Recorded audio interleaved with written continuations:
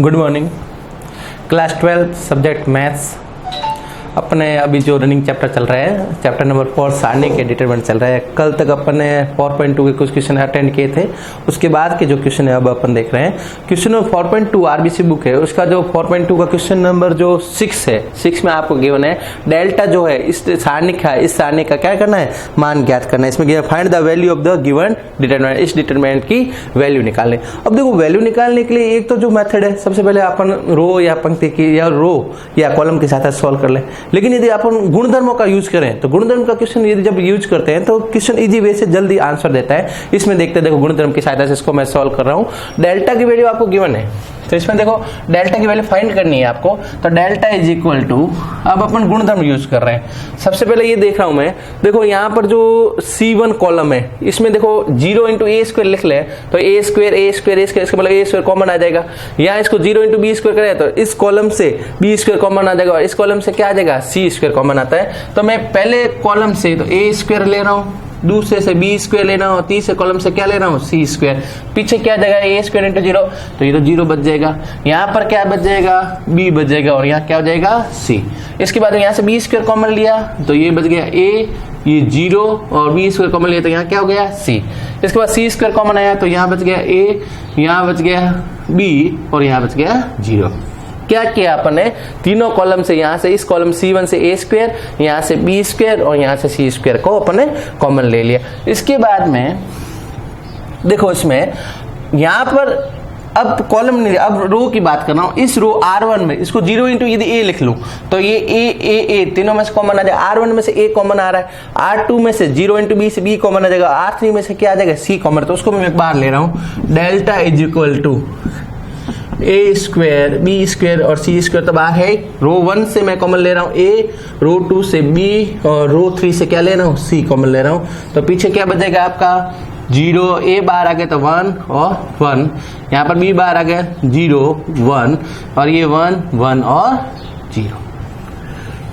तो ये इस रो में से अपन ए बी और सी को कॉमन ले लिया। अब डेल्टा की value, delta is equal to A square B square C square को ए बी सी से मल्टीप्लाई किया, ए क्यूब बी क्यूब और सी क्यूब बन जाएगा, ए क्यूब बी क्यूब और सी क्यूब।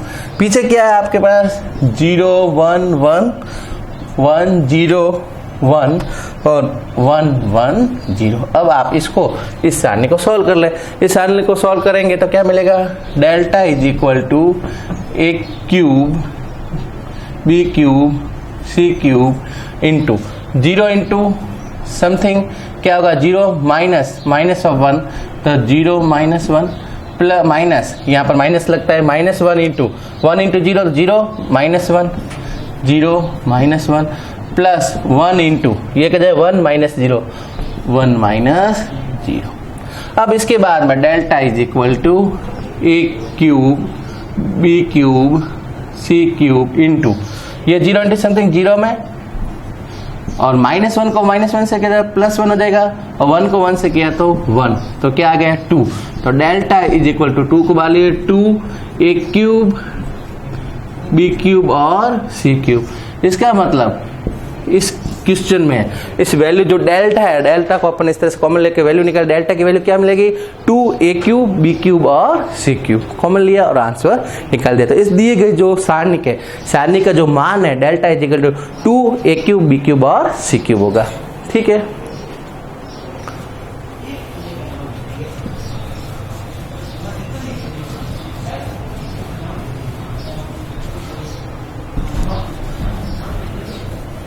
इस तरह से अपने क्वेश्चन सॉल्व कर सकते हैं। आगे यदि क्वेश्चन निम्न सारणी को हल कीजिए, x माइनस 2 2x माइनस 3 इस तरह वाला क्वेश्चन है।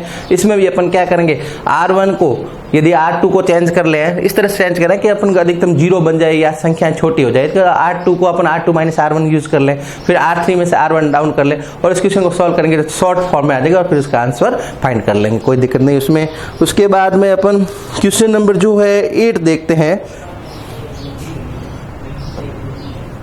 क्वेश्चन नंबर जो 8 में आपको गिवन है एक सारणी A B C X Y Z और पी क्यू आर, इसको आपको शो करना है X Y Z P Q R A B C के इक्वल, और इसको आगे आपको शो करना है Y B Q X A P और जेड सी और आर इसके इक्वल शो करना है।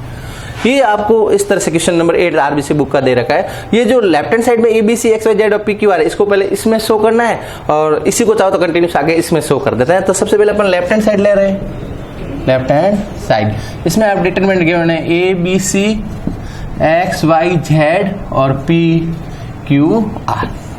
ये आपने इस डेल्टा को लिया, इसको अपन डेल्टा शो कर देता है, delta is equal to A B C X Y Z और पी क्यू आर। अब अपन जानते हैं सारणी को गुणधर्म से, सारणी को यदि किसी दो पंक्तियों को आपस में परिवर्तित करें या दो स्तंभों को आपस में परिवर्तित करें तो किसका संख्यात्मक मान तो वही रहता है, लेकिन उसकी वैल्यू क्या होती है, चिन्ह परिवर्तित हो जाता है। तो अब वो प्रॉपर्टी अपन यूज कर रहे हैं। देखो मेरे को एक्स वाई जेड ऊपर चाहिए और P Q R second line में चाहिए, तो मैं इसमें क्या करूंगा, आपके इस क्वेश्चन में R2 को परिवर्तित करा, R2 और R1 को इंटरचेंज कर रहा हूं, R2 और R1 को इंटरचेंज कर रहे हैं, तो क्या बन जाएगा, delta is equal to X Y Z, तो ऊपर आ जाएगा ए बी सी नीचे आ जाएगा और पी क्यू आर यही रहेगा। लेकिन दो R1 और R2 और R1 को आपस में चेंज किया तो किसका फर्क आ जाएगा, माइनस का। तो इसके लिए और उसको चेंज करने के लिए माइनस अपन को आगे शो करना पड़ेगा, ताकि इसका मान जो नेगेटिव हुआ वापस माइनस से मल्टीप्लाई होकर क्या बन जाए, पॉजिटिव। फिर इसी को आगे अपन कर रहे हैं। अब क्या करेंगे, मेरे को एक्स वाई जेड ऊपर चाहिए, ये तो मिल गया, पी क्यू आर सेकंड में चाहिए इसके इक्वल शो करने के लिए। तो आप क्या करोगे, अब R3 को R3 और R2 को आप इंटरचेंज कर लेंगे। नेक्स्ट में R3 को इंटरचेंज कर रहे हैं किससे, R2 और R3 को आपस में इंटरचेंज करें।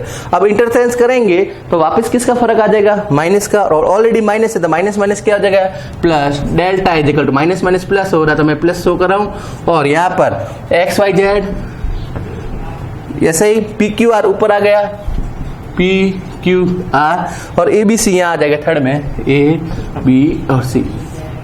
देखो इसको अपन ऐसा किया, ये प्रॉपर्टी लगाई, ये प्रॉपर्टी, डेल्टा की वैल्यू क्या मिल गई, x Y Z P Q R और A B c. Left hand side जो था वो किसके इक्वल आ गया, राइट हैंड साइड। ये पहली बात, इसको तो अपन इसके इक्वल शो कर लिया। अब ये जो है इसी को, ये चीज ये दोनों सेम है, इसको मैं किसके इक्वल शो करना है, Y B Q X A P और जेड सी आर। अब अपन देखें इसमें, यदि वाई जो है यहाँ पर जो सेकंड पोजीशन पे और यहाँ पर इसमें क्या है, फर्स्ट पोजीशन में, इसलिए अपन सबसे पहले क्या करते हैं, कॉलम C1 और C2 को परिवर्तित करते हैं कंटिन्यूस में। इसी से आगे कंटिन्यूस में देखते हैं अपन क्या करते हैं, C2 को इंटरचेंज करते हैं किसमें, C1, C2 और C2 इंटरचेंज कर लेंगे तो डेल्टा की वैल्यू आपको क्या मिलेगी, माइनस का फर्क आएगा। दो स्तंभों को परिवर्तित करने पर माइनस का फर्क आता है, तो यहाँ पर माइनस ले लिया। अब Y Q और B तो पहली पोजीशन में आ जाएंगे कॉलम में, और X P A यहाँ पर आ जाएगा, और Z R और C अपने वाली पोजीशन में रहेंगे। अब इसके बाद में आपको Y तो इस पोजीशन पे आ गया है, इसके बाद में आपको X B Q X Y Z P Q R और ए बी सी है इसमें, ठीक है। और यहाँ पर आपके वाई क्यू पोजीशन पे एक्स वाई जेड और ए बी सी। अब इसको आपको किसके इक्वल शो करना है, X Y Z P Q R A B C जो हो गए आपके शो। इसके बाद में जेड जो पोजीशन में आ रहा है, जेड आ रहा है एक्स क्यू, इसको अपन आगे देखेंगे।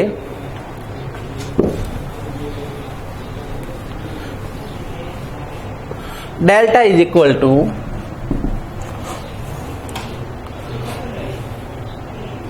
ए बी सी जो है आपके सेकंड पोजीशन पे आ रहा है,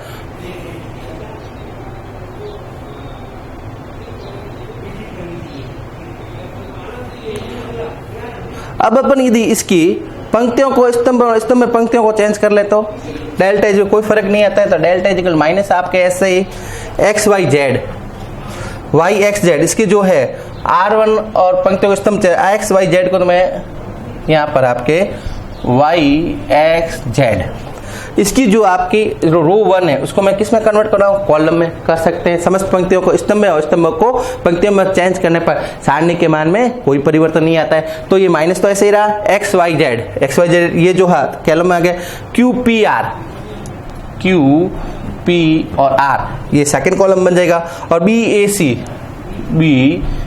सी यहाँ पर आ जाएगा।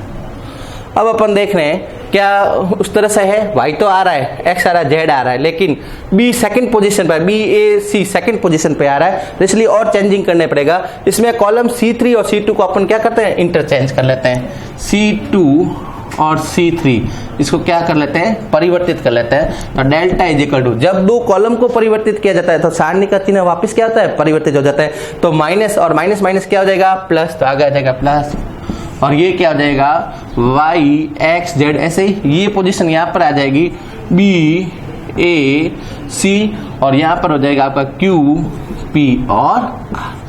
अब इसी को आपने कंटिन्यूस किया था, और ये किसके y b q x a p और z c r के को लगा, वही भी पुनः आगे अगले वाला राइट हैंड साइड आ गया। तो इस तरह से इस जो लेफ्ट हैंड साइड को इसके इक्वल भी शो कर लिया, और इसी को कंटिन्यूस आगे किसमें शो कर दिया, इसमें। तो इस तरह से अपन गुणधर्मों का प्रयोग करते हुए अवयव को उस स्थिति परिवर्तित करके उसको अपन लेफ्ट हैंड साइड को किसके इक्वल शो कर सकते हैं, राइट हैंड साइड के इक्वल।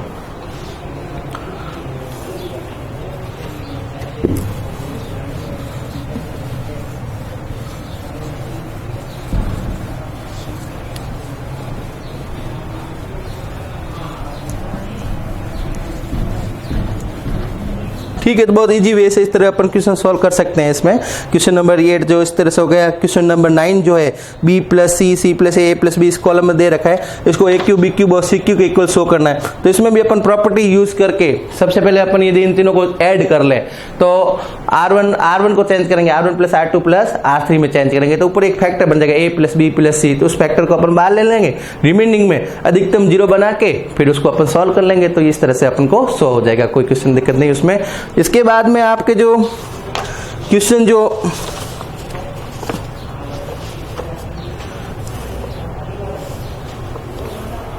ये क्वेश्चन नंबर जो 11 है आपका, क्वेश्चन नंबर 11 में दे रखे हैं यदि ओमेगा इकाई का घनमूल हो तो सारणिक का मान निकालना है। ओमेगा अपन जानते हैं क्यूब रूट में आता है इसमें, तो ये आपको डेल्टा की value, delta is equal to 1 omega की पावर 3 ओमेगा स्क्वायर, ओमेगा की पावर 3 1 ओमेगा स्क्वायर ओमेगा और 1। ओमेगा क्या है आपका, cube root of the 1 minus जो है आपके इकाई का क्या है, घनमूल है। तब आपको क्या है इसकी वैल्यू निकालनी है। सबसे पहले अपन जानते हैं कि ओमेगा चूंकि because value of the omega cube, omega जो क्यूब होता है एक तो अपन पढ़ चुके हैं 1 प्लस ओमेगा स्क्वायर जो होता है वो किसके इक्वल होता है, 0 के इक्वल, और ओमेगा के पावर क्यूब वो किसके इक्वल होता है, 1 के इक्वल होता है। तो यहाँ पर ओमेगा पर क्यूब वो किसके इक्वल लिख लेंगे, 1 के इक्वल शो कर लेंगे।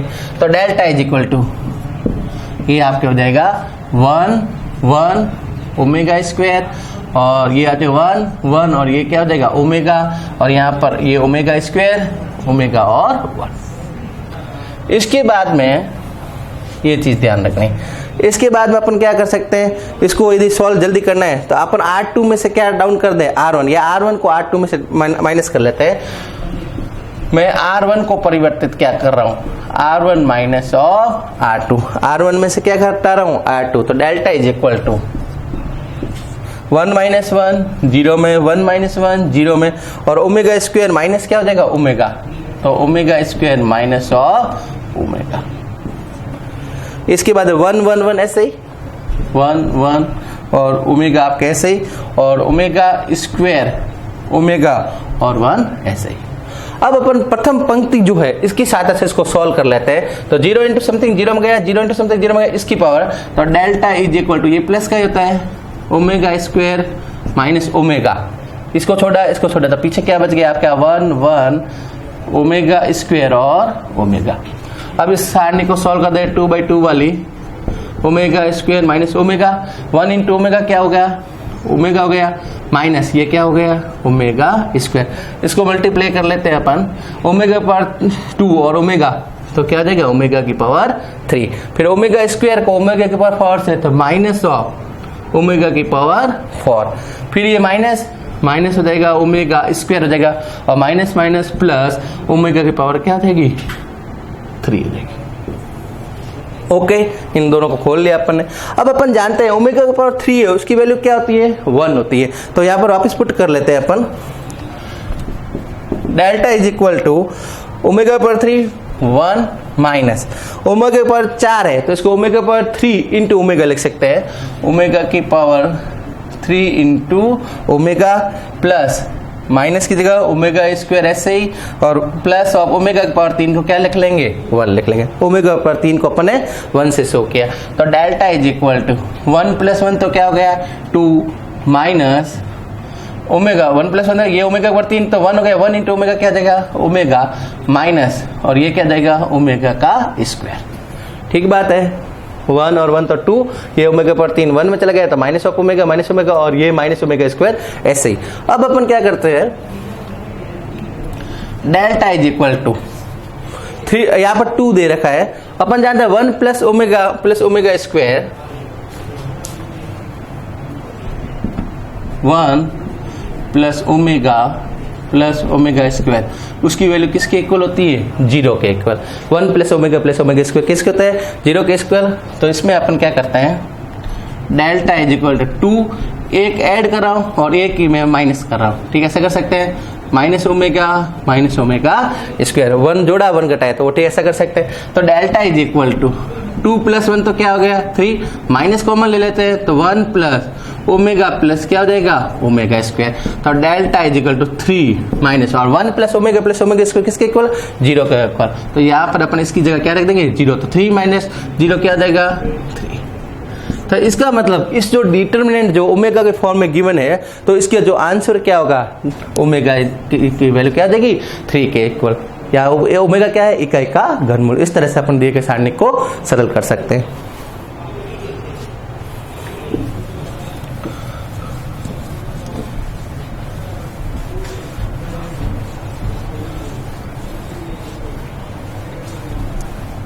तो इस तरह से बहुत इजी है क्वेश्चन, कोई दिक्कत नहीं है। आप सारणिक का गुणनफल को थोड़ा ध्यान रखते हैं, और क्या कह रहा है, यदि मान निकालना है तो मान निकाल लें, और यदि लेफ्ट हैंड साइड और right hand side to prove का क्वेश्चन है तो उसको प्रूव कर सकते हैं। और अब इसका जो एक इंपॉर्टेंट क्वेश्चन है, क्वेश्चन नंबर जो आपका 15 गिवन है, 13 गिवन है लास्ट क्वेश्चन एक्सरसाइज का। 13 क्वेश्चन में जो आपको डेल्टा दे रखा है, सारणिक आपको इस फॉर्म में दे रखी है, small a1 b1 c1 a2 b2 c2 a3 b3 और c3। इसके बाद में कह रखा कैपिटल A1 कैपिटल B1 और C1 आदि क्रमशः अवयव A1 B1 C1 आदि के क्या है, सहखंड है, को फैक्टर है, तो प्रूव करना है। Where capital A1 capital B1 C1 dot dot dot सहखंड।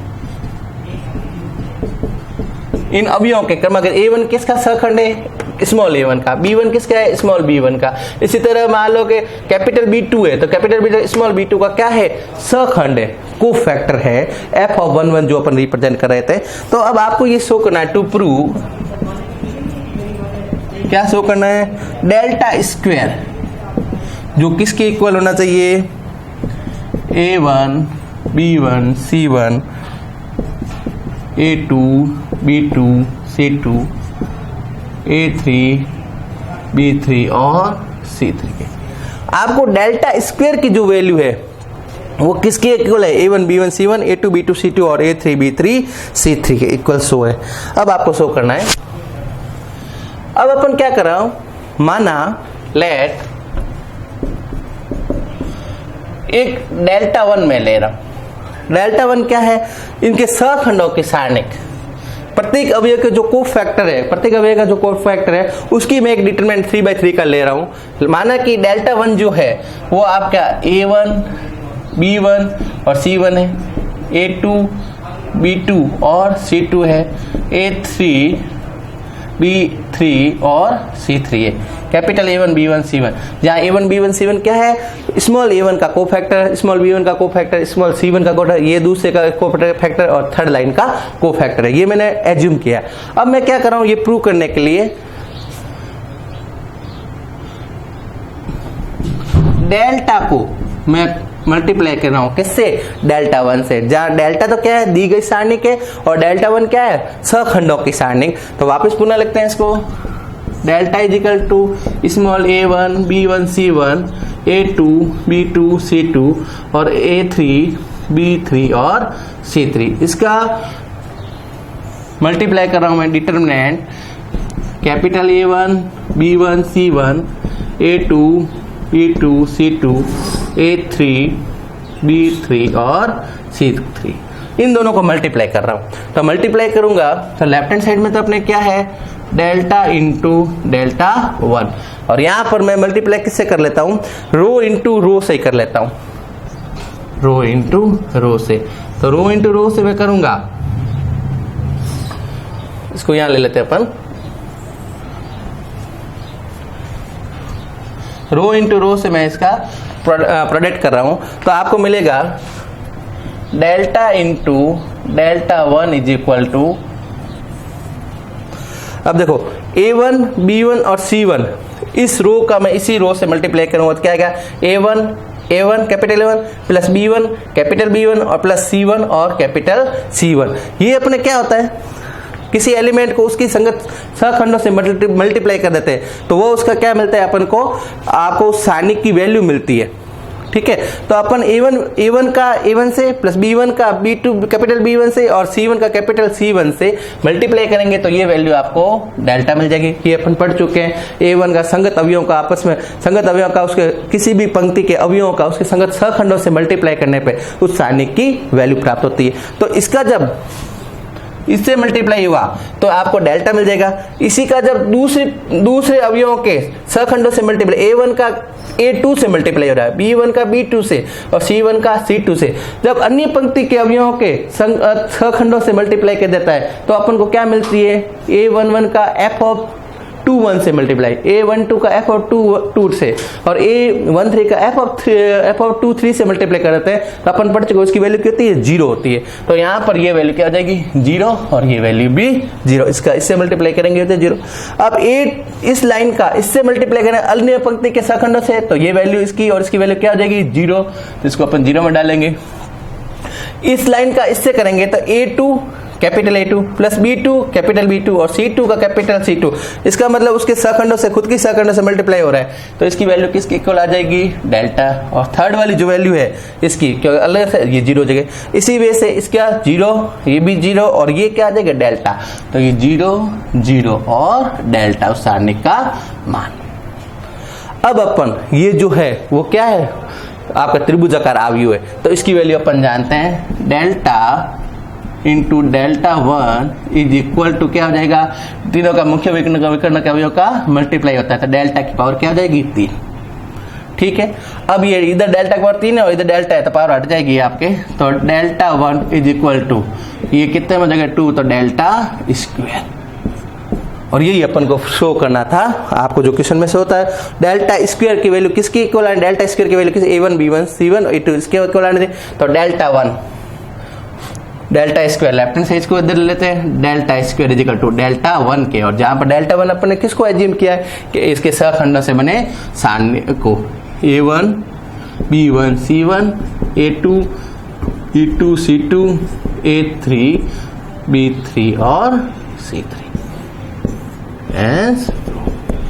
इस तरह से अपन ये जो क्वेश्चन थोड़ा दे रखा था उस क्वेश्चन को अपन इस तरह से एज्यूम किया, इसे संगत अवयवों के सहखंडों से उसकी अपन ने क्या बनाई, सारणिक बनाई, डेल्टा 1 बनाया, फिर डेल्टा को डेल्टा 1 से मल्टीप्लाई किया, सॉल्व किया तो डेल्टा की पावर 3 मिल गई और डेल्टा 1 किसके, डेल्टा स्क्वायर। तो इस तरह से आप इस क्वेश्चन को, सारणिक के क्वेश्चन को सरलता से सॉल्व कर सकते हैं। तो ये अपने एक्सरसाइज 4.2 के जो क्वेश्चन है वो लगभग कंप्लीट पूर्ण हो जाते हैं और अपन आगे इसके विविध के जो क्वेश्चन है वो भी अपन कल अगले एपिसोड में अपना टर्म्स में देखेंगे।